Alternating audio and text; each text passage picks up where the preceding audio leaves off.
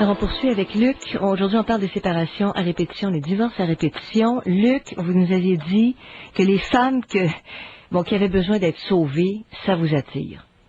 Oui, puis durant les annonces, j'ai fait une introspection, puis il m'est venu des mots-clés. Le sauveur, c'est un peu relié à la religion, mais il y a une culpabilité. Puis là, je me dis, c'est peut-être ça qui m'amène dans un état de tristesse relié à l'échec du sauveur. Et aussi, en même temps, ce qui m'est venu dans ma réflexion, manque de confiance en moi.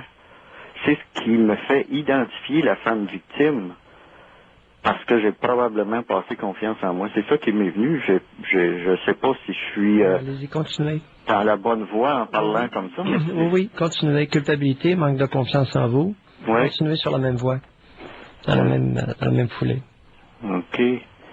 Donc, c'est probablement ça qui fait que ces femmes-là m'attirent, parce qu'elles se sentent... elles sont vulnérables. Donc, je prends quelqu'un qui, en fait, à mon niveau, qui manque de confiance en lui aussi.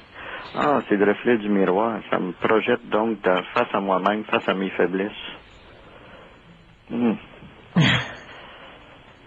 C'est bon que je vous aille appelé. Je fais des prises de conscience, là. Maintenant, l'excitation sexuelle là-dedans. Ah, l'excitation sexuelle. Là, ça, c'est intéressant, ça, l'excitation sexuelle, oui, parce que... là, ça remonte à ma tante, une de mes tantes qui vivait chez nous, qui, quand on était tout petit, moi j'appelle ça de l'inceste psychologique, qui nous montrait ses seins puis ses faufounes. Les parents étant là, ils disaient rien. Donc ça a eu une grosse influence pour moi. Donc l'érotisme, le voyeurisme... De quelle façon il vous montrait ses seins? Comment ça procédait? Par exemple, en faisant l'arbre de Noël, elle n'avait pas de brassière, donc elle installait les boules et nous regardions les siennes en dessous, là, les petits gars. Elle le savait.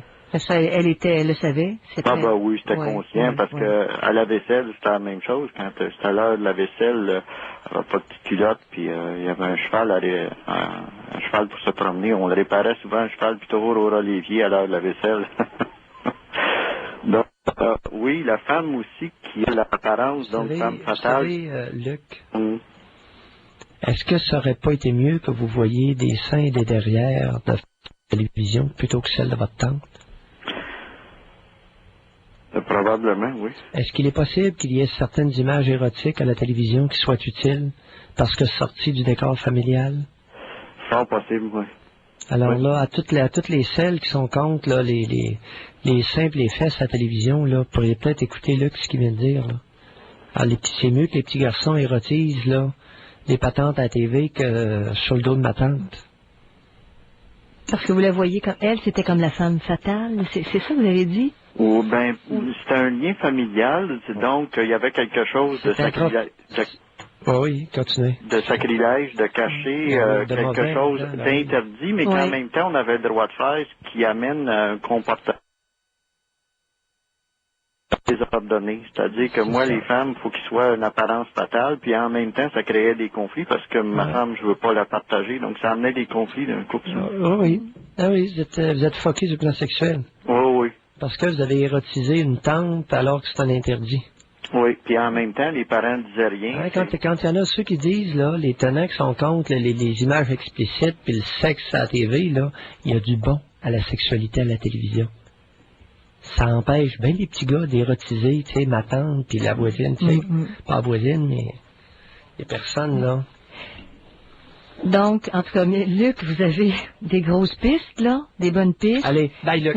Merci beaucoup de votre appel.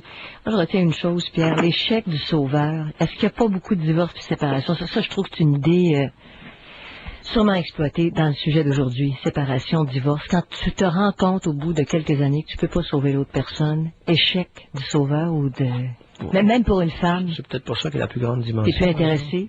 Le défi, il sera jamais réalisable. Moi, chez les hommes, c'est qu'il peut pas... J'ai l'impression qu'il est... il est perturbé ou il est désorienté sur le plan de l'excitation sexuelle. Et c'est peut-être un plus gros problème que l'effet du sauveur dans une relation. Mais, à sa dynamique, c'est ça, dynamique de son problème. Mais celle-là de l'excitation sexuelle, là, parce qu'il érotise des victimes ou il érotise des femmes qui ont besoin d'être sauvées, parce qu'il ne peut pas érotiser une femme qui a de l'allure. En tout cas, c'est une histoire. Oh, c'est pas chic, là.